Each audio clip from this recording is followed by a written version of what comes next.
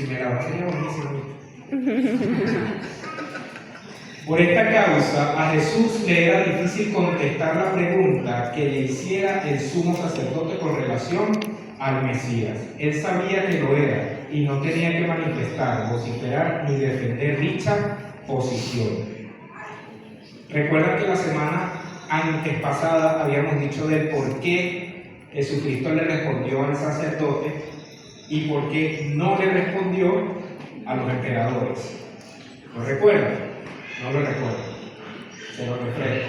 Habíamos dicho de que cuando el sumo sacerdote se refirió a Jesús, él exigió, le conjuró por el Dios, en el nombre de Dios, a que él le servía, que le dijera quién era él. Habíamos dicho que en el Antiguo Testamento la palabra conjurar era un precepto ya directamente con el Señor, donde tenía que responder fuera la que fuera la pregunta. Y como Jesucristo sabía estos principios, no le quedó de otra que responder. A diferencia de a los otros que le preguntaron ¿quién eres tú? Y él se quedó calladito. No tenían poder sobre él, aunque ellos tenían poder terrenal. En la respuesta que Jesús le da al sumo sacerdote, lo deja en claro. Él le dijo, tú lo has dicho. Vamos a leerlo. Marcos 26. Perdón, Mateo 26. Porque Marcos no llega a 26.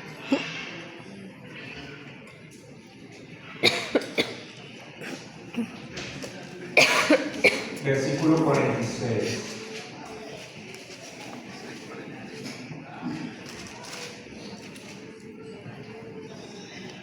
Amén.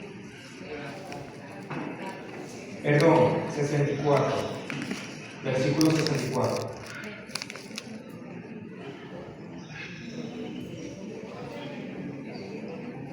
El que lo tenga me acompaña. Amén. Jesús le dijo, tú lo has dicho, y además os digo que desde ahora veréis al Hijo del Hombre sentado a la diestra del poder de Dios y viniendo en las nubes del cielo. Esa fue la respuesta que Jesús le dijo a la pregunta del sacerdote. Vamos a leerlo en 62. Dice, y levantándose el sumo sacerdote le dijo, no respondes nada, ¿qué testifican estos contra ti? Mas Jesús callaba. Entonces el sumo sacerdote le dijo, te conjuro en el Dios, ¿de qué? Por el Dios viviente. Por el Dios viviente. Ahí, mira, eso es como que le pongan una pistola a alguien en la cabeza y lo hagan confesar. Le dieron, como quien dice, por donde... Yo creo que ese fue el golpe más fuerte que le dieron a Jesús. Cabeceñame me va a hacer responder, hermano. Y le respondió, 64, tú mismo lo has dicho. Jesús estaba claro y convencido en el asunto. Él sabía que él era el Mesías, no tenía que hacer alarde de él. Mientras que Jesús estuvo en la tierra, predicó, evangelizó, sanó, echó fuera demonios, pero él no se la pasaba diciendo, yo soy Dios, yo soy el Hijo, yo soy esto, yo soy aquello. No. Respondía en los momentos necesarios de mostrarse quién era él. Pero él no hacía alarde de quién era él. Él simplemente hizo el trabajo que le fue encomendado. Según Números 16, del 1 al 34, Moisés no defendió la posición que tenía. Él solo ejerció la autoridad que Dios le delegó por causa de su posición. Y Dios, en respuesta a la posición que le había dado, respaldó la autoridad que éste ejerció en el momento. La vindicación, la defensa o cualquier otra reacción que pudiera haber por causa de una posesión que se ha recibido de Dios debe venir de Dios, no del hombre. ¿Qué quiere decir eso? Que si hay alguna acusación, yo no tengo que defenderme. Yo tengo que estar claro de cuál es mi posición, cuál es mi autoridad y que Dios es el que va a pelear por mí. Así que yo no tengo que defenderme, no tengo que sacar excusas, no tengo que sacar nada, porque Dios es quien nos defiende. ¿Ven?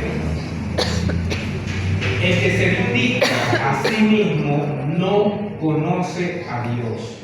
¿Qué es vindicar? Es defenderse, posicionarse, es decir, yo.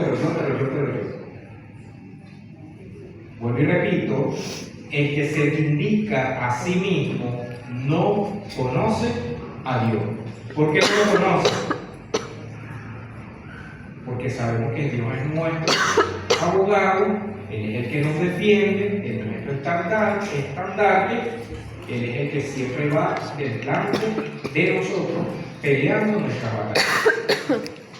Pero yo quiero apartar a Dios para defenderme yo mismo. Y cuando me dan un mamonazo, ahí sí vamos a llorar. Por cualquier cosa, hermanos, no nos defendamos. Porque Dios es quien nos defiende. Si Él nos colocó allí, Él nos va a dar autoridad. Si Él nos da autoridad, Él nos va a respaldar. Y si Él nos respalda, ¿quién nos va a pelear contra Él? ¿Se entiende? Nadie en la tierra pudo ser más autoritario en su defensa propia que Cristo.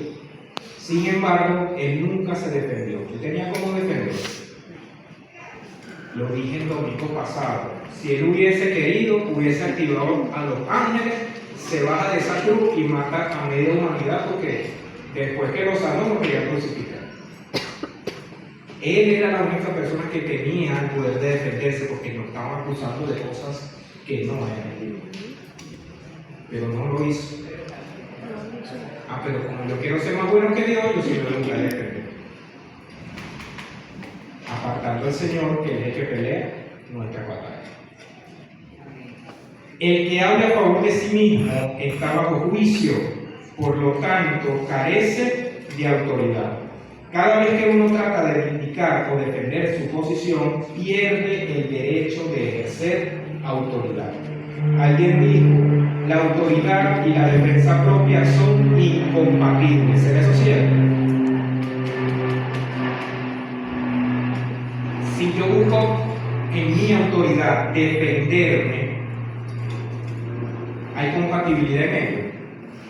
No, porque entonces no estoy ejerciendo mi autoridad. Lo que hago es puro defenderme, me defiendo y no ejerzo una autoridad. Entonces está dicho, o es un dicho bien dicho. La autoridad y la defensa propia son incompatibles. Cuando nos justificamos y defendemos nuestra posición ante los demás, ellos se convierten en nuestros jueces. Si yo tengo mi autoridad, pero me defiendo delante del pueblo, en algo que no debería de defenderme, mi autoridad se la estoy entregando a ustedes para que ustedes me juzguen. Y cuando ustedes me caigan encima, yo no puedo decir nada, porque fue una autoridad que les entregué para que caigan en mí. Me caen encima, me dicen, porque yo les di el terreno para que lo hicieran. Si yo hubiese fallado, hubiese pecado, y me lo están diciendo, es mejor quedarse callado. Porque por más autoridad que yo tenga, no me puedo defender. Porque a veces, ¿qué es lo que pasa cuando ustedes regañan a sus hijos, que empiezan a defenderse? El problema se incrementa, los gritos se aumentan y el niño sale apalizado. ¿Cierto o falso? Dejen de estar pegándole a los muchachos. La autoridad no tiene nada que ver con la violencia y la agresión. Lo dijo mi hermana Marita la semana pasada y se recordó hace un momento de que el caso de que yo pegué 4 gritos no quiere decir que yo tengo autoridad. Entonces, la autoridad no tiene nada que ver ni con violencia ni con agresión. La autoridad es todo lo contrario a la obediencia y el agravio. Ella refleja amabilidad, cordialidad, afabilidad, benevolencia, humildad, mansedumbre, templanza, honra y respeto. Esas características las conlleva la autoridad. Romanos 13:7.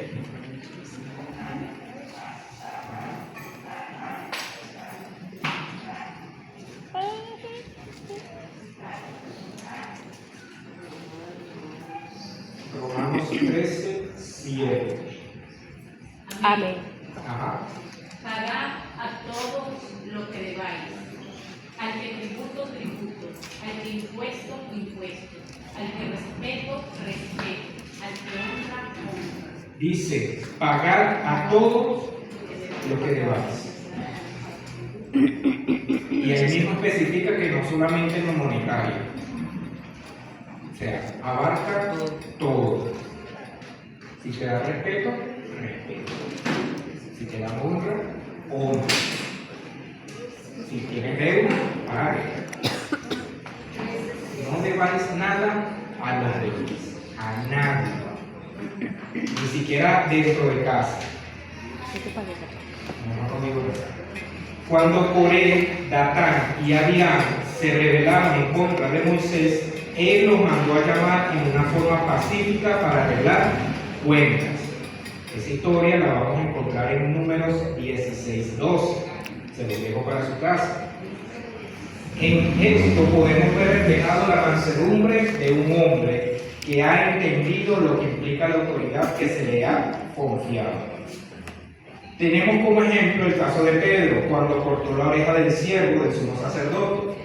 En el momento que fueron a entregar a Jesús, en el acto de violencia se dio por parte de Pedro, Jesús lo reprendió. El Señor tenía muy claro que la autoridad no es compatible con la violencia. Pedro tenía una autoridad, ya Pedro estaba ordenado, pero aún en su carácter se fue de una forma violenta. Conocemos la historia, le quitó la oreja a este soldado que había mandado los sacerdotes. Esa historia la vamos a conseguir en Mateo 26, del 51 al 54. Generalmente se da por sentado que cosas tales como las que se nombran a continuación son los requisitos necesarios para reunir una autoridad. Esplendor, magnificencia, personalidad, presencia, apariencia fuerte, poder. Además se argumenta que para ser autoridad uno debe poseer una firme determinación, ideas geniales y labios elocuentes. Pero no son estas cosas las que representan a la autoridad. En cambio, se representan en la carne. O sea que hay características, o tienen la característica, tanto espirituales como físicas. O sea, en la carne. O sea, En la carne. en la carne. ¿Ok? Tiene características. La palabra te implementa las características que debes de tener como autoridad. Porque yo puedo tener las espirituales, pero si yo no soy una persona imponente, sino yo soy papá suave, nadie me va a hacer caso. Todo el mundo va a querer hacer lo que quiera. Pero yo tengo que tener un buen carácter para poder ejercer la autoridad. Si soy papá suave y doy una orden, van a agarrar de guachafita, no van a hacer caso o lo van a hacer cuando ellos quieran. Ay, pero no me va a decir nada. Ese no me dice nada. Yo lo hago de esto y no me dice nada. Pero no saben lo que acarrea conforme a esa desobediencia. Así esta persona hacía papá suave, pero ya fue una orden que me dio. Yo la hago cuando yo quiera, pero igualito eso me va a cargar a mí consecuencias. Amén. Para finalizar, nadie en el Antiguo Testamento superó a Moisés como autoridad establecida por Dios. No obstante, fue el más manso de todos los hombres. En el Nuevo Testamento no hubo un hombre con mayor autoridad que Jesús. Sin embargo, él resaltó su mansedumbre más que su autoridad. Como dijimos hace un momento, si él hubiese ejercido el poder que pudo haber ejercido, no hubiese muerto en la cruz. los manda a matar toditos y se va a ir para el cielo tranquilito.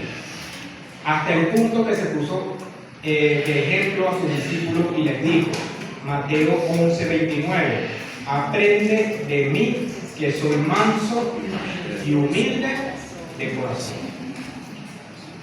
Él siempre poniéndose como un modelo de autoridad. Para ser autoridad y ejercerla se necesita llevar por delante la mansedumbre. La mansedumbre es lo que le da balance a la autoridad en el momento en que se ejerce. Los gritos, el agravio y la violencia es instinto de inseguridad en lo que se es, en lo que se ejerce, y es el arma de los que no tienen la razón. ¿Se entendió? ¿Vino? Le hago 4 preguntas. A repetir, por favor. Los gritos, el agravio y la violencia es instinto de inseguridad en lo que se es, en lo que se ejerce, y es el arma de los que no tienen razón. Que la vengan. Vamos a ponernos sobre nuestros pies.